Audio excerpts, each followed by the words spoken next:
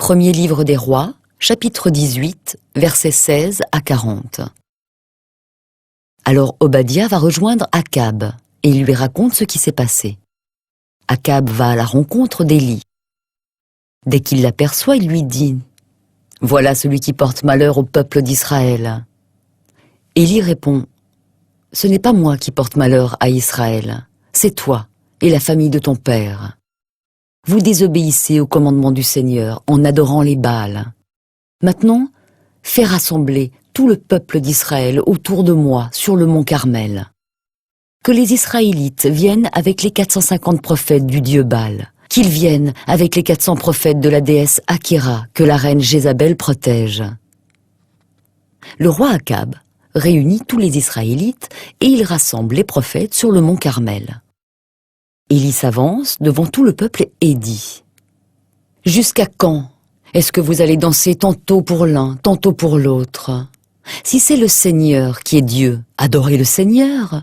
Si c'est Baal qui est Dieu, adorez Baal. » Mais dans le peuple, personne ne lui répond. Élie continue. « Moi, je suis le seul prophète du Seigneur qui reste. Les prophètes de Baal, eux, sont 450. Amenez-nous 2 taureaux pour le sacrifice. Les prophètes de Baal vont en choisir un. Ils le découperont et ils le placeront sur du bois, mais sans allumer le feu. Moi, je ferai la même chose avec l'autre taureau. Je le placerai sur le bois, mais je n'allumerai pas le feu. Ensuite, ils prieront leur Dieu, et moi, je prierai le Seigneur. Celui qui répondra aux prières en allumant le feu, c'est lui qui est Dieu. » Tout le peuple répond « Nous sommes d'accord. » Alors Élie dit aux prophètes de Baal « Choisissez un taureau et préparez-le.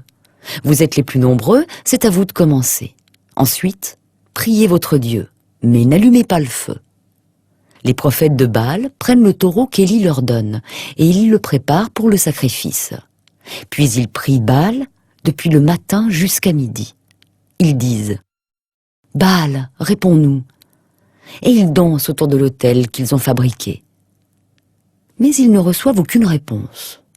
Alors, vers midi, Élie se moque d'eux en disant « Criez plus fort, c'est un dieu, il est occupé, il règle peut-être une affaire importante, ou bien il est en voyage, ou alors il dort, il faut le réveiller. » Les prophètes de Baal crient plus fort, selon leur coutume, et ils se font des marques sur le corps avec des épées et des lances, jusqu'à ce que le sang coule. Dans l'après-midi, ils entrent en transe jusqu'au moment du sacrifice. Mais ils ne reçoivent aucune réponse. Pas un mot, pas un signe.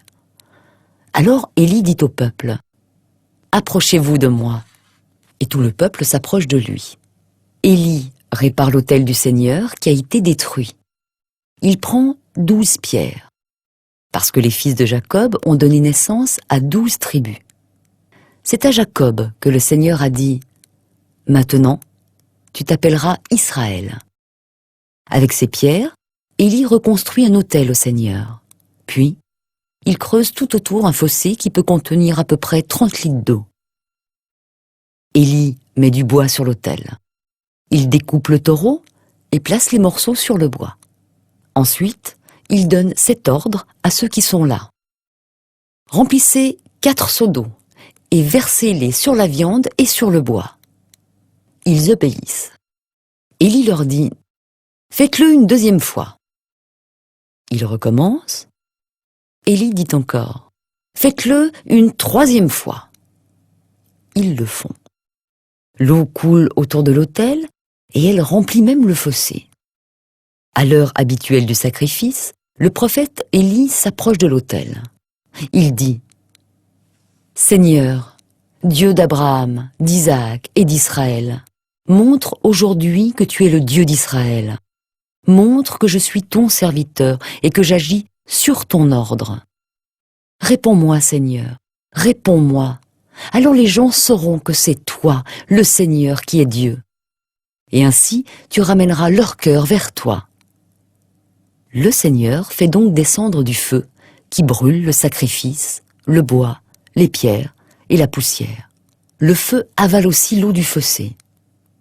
Quand les Israélites voient cela, tous se mettent à genoux le front contre le sol, et ils disent « C'est le Seigneur qui est Dieu, c'est le Seigneur qui est Dieu !»